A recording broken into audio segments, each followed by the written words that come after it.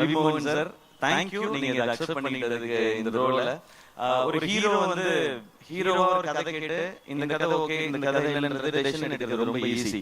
ஆனா ஹீரோவா சக்சஸ்ஃபுல்லா இவ்வளவு வருஷம் பண்ணதுக்கு அப்புறம் வில்லனா நடிக்கிறதுன்றது அது ரொம்ப ஒரு டஃப்பான ஒரு டெசிஷன் அது. அப்ப அவர் எடுத்து ஓகே சொல்லும்போது நான் நினைச்சிட்டது அதுதான், நீங்க படத்துல தான் வில்லன், எனக்கு நான் காலேஜ்ல இருந்து பார்த்த ஹீரோ தான் நீங்க, அப்படிதான் செட்ல இருக்கணும், இந்த படத்துல இருக்கணும்ன்றத நான் நினைச்சது. எப்பவுமே அப்படிதான் நினைப்பேன் சார். அதனாலதான் நான் ரவி மோகன் தான் ஃபர்ஸ்ட் நேம் இருக்கும் எங்க இருக்கிறதுல சீனியர், எங்களுக்கு அவர்தான். நீங்க தான் பெரியவங்க நீங்க அப்படின்னு சொல்லி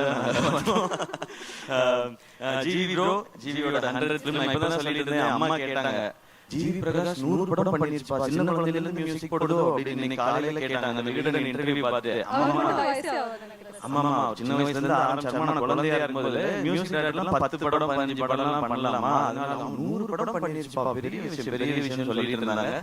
உண்மையிலேயே பெரிய விஷயம். 100 படம் பண்றது இல்ல, அதுக்குள்ள எல்லா ஜானரும் பண்ணிட்டாரு அவரு.